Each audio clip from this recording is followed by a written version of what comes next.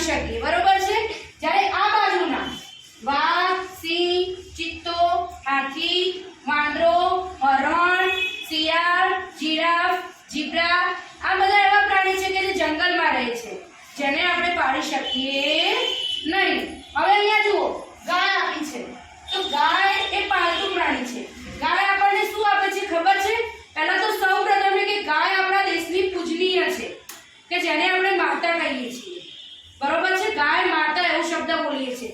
ગાય આપણને ગાય અલગ અલગ રંગની હોય છે, સફેદ, કાળી, કથ્થાઈ, કાળી સફેદ એવી અલગ રંગની હોય છે। ગાયનું દૂધ કેવું હોય છે? સફેદ કલરનું હોય છે, બરોબર છે। અને ગાયના દૂધમાંથી દહીં, દૂધ, છાશ, ઘી, માખણ વગેરે વસ્તુ બને છે। અને ગાયનું દૂધ એકદમ તાકાતવાળું હોય છે ને તાકાતવાળું। તો હવે આપણે અહીંયા ગાય ગુજરાતીમાં તો લખેલું છે, એને આપણે હિન્દીમાં લખીશું।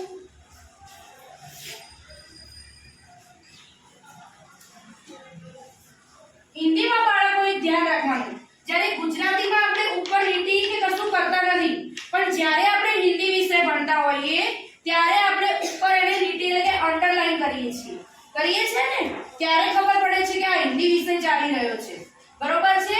બીજી વાત, ચલો ગાય તો આપણે ભણ્યા, ગાય આપણે બધા જોયેલી પણ છે, પણ ગાય શેમાં રહે છે? અને ગાયને બચ્ચું પણ હોય, ગાયને બચ્ચું પણ હોય, તો ગાય શેમાં રહે છે ખબર છે? ગાય રહે છે કોઢમાં। શેમાં રહે છે? કોઢમાં। અને એના બચ્ચાનું નામ શું છે? વાછરડું। ગાયના બચ્ચાનું નામ શું છે? વાછરડું। હવે આપણે લઈશું ભેંસ, તો ભેંસ બધાએ જોયેલી છે।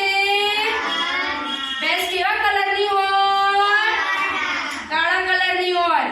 ભેંસ કાળા કલરની છે, પણ એનું દૂધ કેવા કલરનું હોય? સફેદ કલરનું। ભલે ભેંસ કાળી હોય, પણ ભેંસ કેવું દૂધ આપે છે? સફેદ દૂધ આપે છે। અને ભેંસ શેમાં રહે છે ખબર છે? ભેંસ વાડામાં રહે છે। શેમાં રહે છે? વાડામાં। ભેંસના બચ્ચાને આપણે શું કહીશું? પાડું। શું કહીશું? પાડું। હવે આપણે લખીશું ભેંસ। ગુજરાતીમાં બોલીએ છીએ ભેંસ, પણ જ્યારે હિન્દીમાં એને બોલાય છે ભૈંસ। શું બોલાય છે? ભૈંસ। ભૈંસ, બરોબર। ભેંસના દૂધમાંથી પણ ઘી, માખણ, છાશ, દહીં વગેરે વસ્તુઓ બને છે। હવે ભેંસ પછી લઈશું કૂતરો। કૂતરાને પણ આપણે પાળી શકીએ, પાળીએ છીએ ને। કૂતરો આપણા ઘરમાં જોવા મળે છે, આપણા પાડોશીના ઘરમાં જોવા મળે છે। કૂતરો કેવું પ્રાણી છે ખબર છે? વફાદાર પ્રાણી છે। કેવું પ્રાણી કહેવાય? વફાદાર। હવે લખીશું કૂતરા। કૂતરો એટલે કૂતરા। એના પછી છે ગધેડો। ગધેડો પણ પાલતુ પ્રાણી છે, એને પણ આપણે પાળી શકીએ છીએ। ગધેડો શું કામ કરે છે ખબર છે? ગધેડો વજન ઉચકે છે, ભાર ઉચકે છે। જે ભાર ઉચકવાનું કામ હોય એ ગધેડો કરે છે, બરોબર છે। ગધેડો શેમાં રહે છે? વાડામાં રહે છે। અને એનું બચ્ચાનું નામ શું છે? ખોલકું। શું છે? ખોલકું। તો હવે આપણે લખીશું ગધેડો। ગધેડાનું થાય ગધા। ગધેડો એટલે ગધા। હવે ગધેડો પછી છે ઘોડો। ચલો ઘોડો કેટલાએ જોયેલો છે? બધાએ જોયેલો છે, વેરી ગુડ। ચલો ઘોડો શું કરે છે ખબર છે? ઘોડો કયા કલરનો હોય?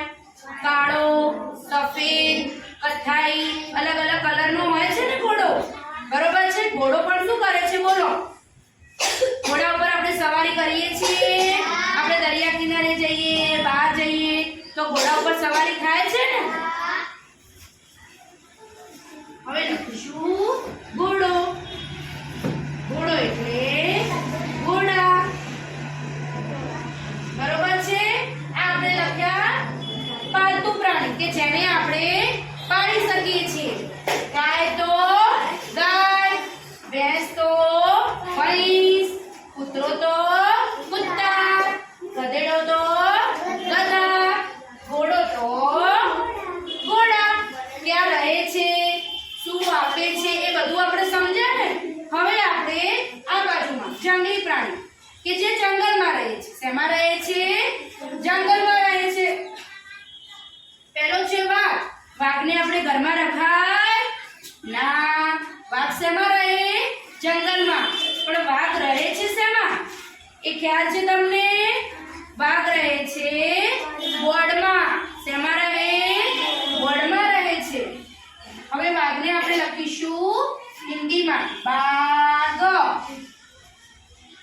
ગુજરાતીમાં બોલાય છે વાઘ, પણ જ્યારે હિન્દીમાં શું બોલાય છે? બાઘ. વાઘ એટલે બાઘ. એના પછી છે સિંહ. સિંહ જોયો છે બધાએ? તો સિંહને હિન્દીમાં શું કહીશું? શેર. શું કહીશું? શેર. શેર. બરોબર છે. સિંહ શેમાં રહે છે? ગુફામાં. શેમાં રહે છે? ગુફામાં. પછી ચિત્તો. તો ચિત્તામાં આપણે લખીશું ચિત્તા. ચિત્તા. પછી ચિત્તો પણ